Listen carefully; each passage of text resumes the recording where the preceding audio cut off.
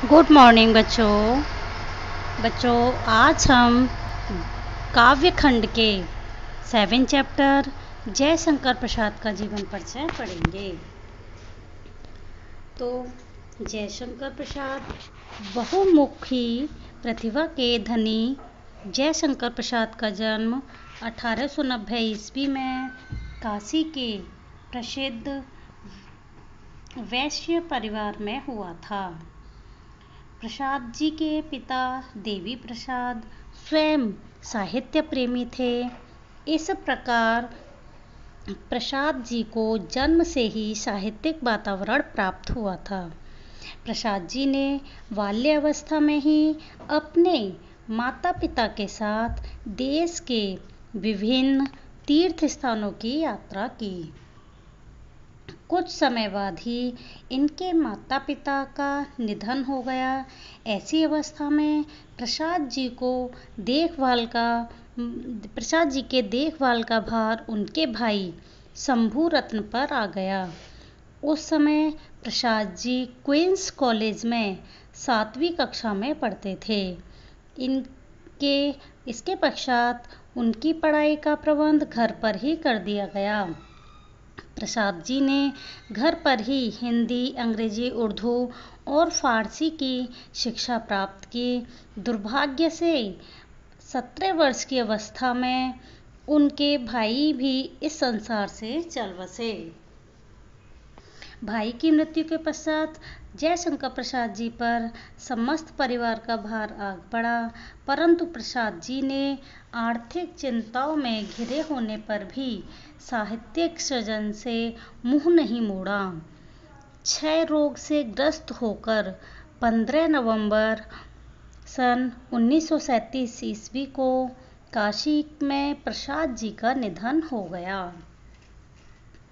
ये इनका जीवन परिचय था बच्चों। अब इनका साहित्यिक परिचय देखेंगे। जयशंकर प्रसाद आधुनिक हिंदी काव्य जगत के सर्वश्रेष्ठ कवि थे। इन्होंने अपनी नवीन काव्य शैली द्वारा एक नए युग का सूत्रपात किया। इन्होंने अपनी कविताओं में सूक्ष्म अनुभूतियों का रहस्यवादी चित्रण करना प्रारंभ किया, जो इनके काव्य की एक प्रमुख विशेषता है। हिंदी साहित्य के इतिहास में प्रसाद जी का काल छायावादी युग के नाम से जाना जाता है। जयशंकर प्रसाद छायावादी युग के प्रवर्तक के नाम से जाने जाते हैं। इनके द्वारा रचित काव्य कृति कामायनी हिंदी साहित्य की अमर कृति है। इस कृति पर इन्हें हिंदी साहित्य सम्मेलन की ओर से मंगला प्रसाद पारितोषिक प्राप्त हुआ था। कामायनी में छायावादी काव्य की प्रवृत्तियां और विशेषता दिखाई देती हैं। प्रसाद जी ने हंस और इंदु नामक पत्रिकाओं का प्रकाशन भी कराया। बच्चों, ये इनका साहित्यिक परिचय था। अब हम इनकी कृतियां देखेंगे, मतलब रचनाएं।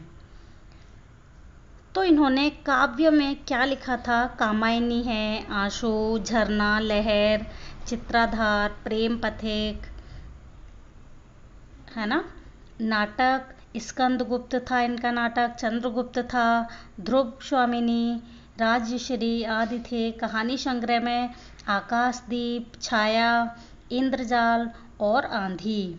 उपन्यास लिखा था इन्होंने कंकाल और तितली। कंकाल इनका बहुत प्रसिद्ध उपन्यास था। निबंध था इनका काव्य और कला। ये इनकी कृतियां थीं। अब हम इनकी भाषा देखेंगे। नेक्स्ट हेडिंग होती है भाषा। प्रसाद जी की भाषा खड़ी बोली है। इनकी भाषा में सरलता का गुण, इनकी भाषा में सरलता, मधुरता, है ना। और इन्होंने संस्कृत गर्भित व्याकरण समस्त भाषा का प्रयोग किया। माधुर्य और ओज इनकी भाषा के प्रधान गुण हैं। प्रसाद जी ने अपनी भाषा में अन्य भाषाओं के प्रचलित शब्दों का भी प्रयोग किया। आरंभ में इनकी भाषा सरल थी, परंतु जैसे जैसे अध्ययन गंभीर होता गया वैसे वैसे भाषा की गंभीरता धारण भाषा भी उसकी गंभीरता को धारण करती चली गई। संस्कृत गर्भित होने पर भी इनकी भाषा एक रस है और बड़े सुंदर लाक्षणिक प्रयोगों से युक्त है। इनकी शैली है, नेक्स्ट हेडिंग है, प्रसाद जी की शैली नवीनतम और मौलिक है। इनकी शैली पर विषय स्वभाव गंभीर अध्ययन तथा व्यक्तित्व का पूर्ण प्रभाव है। इनकी शैली परिष्कृत गंभीर और स्पष्ट है। क्लिष्ट होते हुए भी, क्लिष्ट मतलब कठिन होते हुए भी उसमें सौंदर्य है। इन्होंने छोटे छोटे वाक्यों का प्रयोग करके अपनी शैली को प्रभावपूर्ण और सरल बना दिया है। इनकी शैली के प्रयास के स्थान पर स्वाभाविकता का अधिक महत्व है।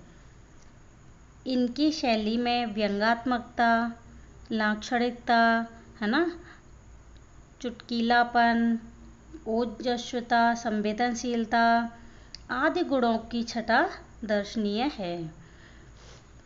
अब नेक्स्ट हेडिंग आती है हिंदी साहित्य में स्थान। जयशंकर प्रसाद जी विराट एवं विलक्षण प्रतिभा वाले व्यक्तित्व के स्वामी थे। इन्होंने हिंदी साहित्य में जिस विधा में भी अपनी लेखनी चलाई उसी विधा में इन्हें प्रसिद्धि प्राप्त हुई। इनकी कृतियाँ हिंदी साहित्य की अमूल निधि हैं, जिनका हिंदी साहित्य के ऐतिहासिक विकास में महत्वपूर्ण स्थान है। प्रसाद जी ने एक युग का सूत्रपात किया। कविता को सूक्ष्मता, सौंदर्य और रमणीयता के शिखर पर पहुंचाने वाले प्रसाद जी का हिंदी साहित्य जगत में अत्यंत महत्वपूर्ण स्थान है। ओके बच्चों।